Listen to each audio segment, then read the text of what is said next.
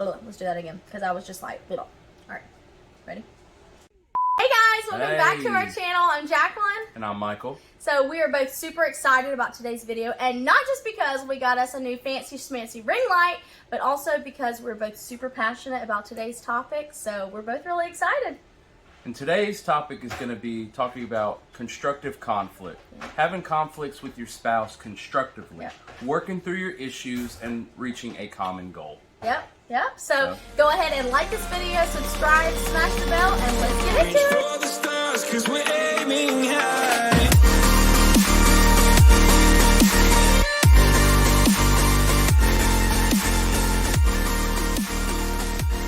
So step number one for you guys is going to be to embrace your differences, okay? So me and Michael are completely different. So back when we first got married and we were both like total heathens, I would just go 0 to 100. So I'm hot, he is cold. But we're both hot.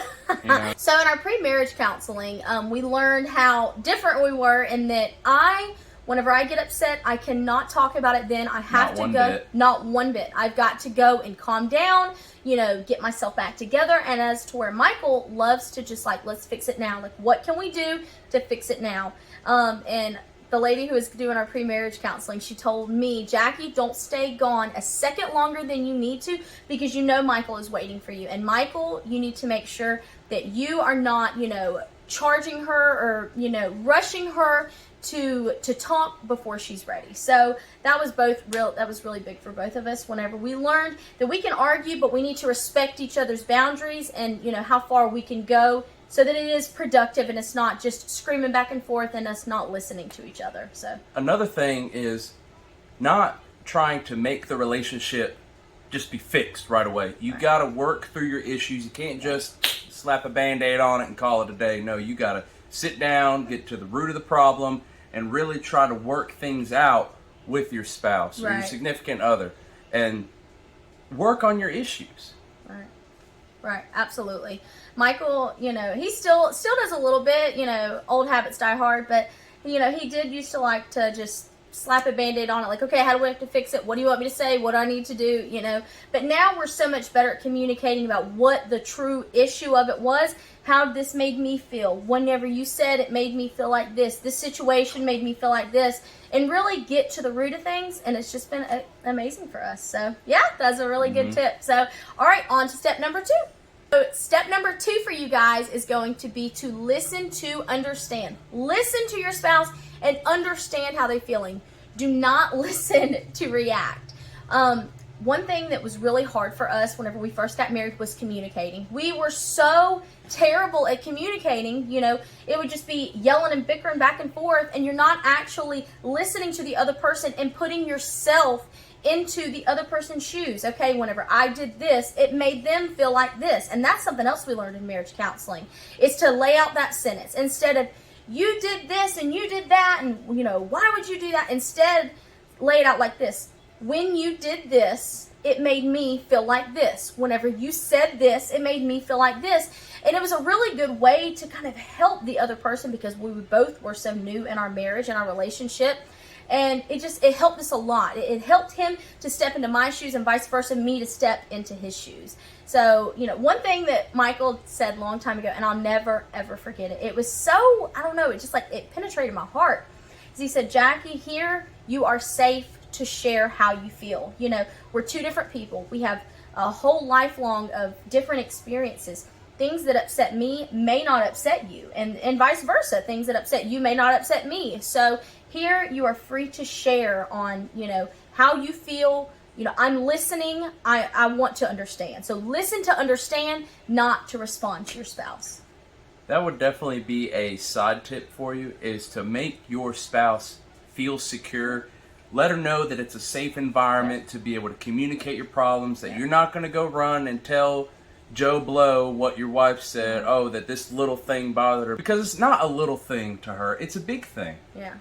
So don't undercut your spouse's feelings just because of a certain way that you feel. You know what I mean? Right. Just because you don't get why they feel that way, that doesn't mean that they're invalidated in their feelings. If it's important to your spouse, if it means something to your spouse, it should mean something to you too. So, yeah. All right, guys, on to step number 3. So step number 3 for you guys is going to be admit when you are wrong, okay? And this was really hard for both of us. I think more so me, not so much Michael. He was really good at, trying to fix things like we said earlier. So he wasn't, struggling with admitting whenever he was wrong. But it takes a huge amount of maturity and pride swallowing. So, we've all been there. Whenever something happens, someone does something to us, or there's a situation, and we're like, did anyone else see that? I'm not crazy, right? And the other person just keeps denying, or just making you feel crazy, So whenever you've done something that upsets your spouse, or there's a situation that made them uncomfortable, whenever you admit you're wrong in it, and I'm not saying you have to, always be wrong, but if you know, come on, we all know, if you know that you are wrong in a situation, go ahead and squash it. Admit that you're wrong. Admit, how you can take steps in the future not to, that's a good talking point. In the future, how can we handle this? Admitting you're wrong, it makes your spouse just feel much more like you can trust them. You know what I mean? Yeah, it helps you to build trust in your relationship. Right. And that should be the foundation of your relationship. Yeah, absolutely. That should be the number one thing. You don't want to lose your spouse's trust because they won't even trust you on the little things. Why are they going to trust you on the big things? Absolutely. So it builds a friendship and a bond. Whenever someone can admit that they're wrong, it just makes the relationship stronger. And another thing, here's a little bonus tip for you, is, we're full of bonus tips. I know, right? We're full of bonus tips on this one. But even the other day, I was in that like spicy, fiery mood where I just kind of like wanted to just like pick at Michael. And I said something that I was just like, okay, this is so funny, And I looked at his face and I was like, man, I really hurt his feelings, And in an instant, I wanted to say, like, stop being emotional, like, stop acting like that. It's fine. But I was able to swallow my pride and say, you know what, Michael, I'm really sorry that I said that. This is what I meant by that, but I'm sorry it hurt your feelings. And you know what? It was over. Like that. It was over. And he felt good because his feelings were validated. I didn't make him feel bad about his feelings. And, what it all boils down to is you don't get to tell someone how they're supposed to feel. You don't get to say, this is ridiculous that you feel that way. You need to validate your spouse's feelings because at the end of the day, it really does go back to building that trust, building that bond, What were you going to say? I was going to say, put yourself in their shoes. Yeah. You want nobody wanting you to tell you how you're supposed to feel. Right. Give them the respect and the love that you have for them to level with them and understand where they're coming from. Exactly. Nobody wants to feel like they're being overbearing or just oversensitive. You validate your spouse's feeling, and that just really goes back down to, building that trust, building that bond and all that. So with that, we're going to come to you guys with tip number 4. So with that, we are going to move on to tip number 4. So tip number 4 is the final tip, guys. It is the best one. It is the Mac Daddy of tips. It's the best one. The bee's knees. The bee's knees of it. It is me plus you versus the problem. And I'm going to type that out down here so that, I know that was a little confusing. It's me and you versus the problem, not me versus you. And this, guys, this was the biggest. I keep saying this was the biggest. Guys, we were heathens when we got married. It was rough. And the whole first year of our marriage, like we've said in our other videos, it was really rough. It was really hard. It's not for the faint-hearted. No, it's not.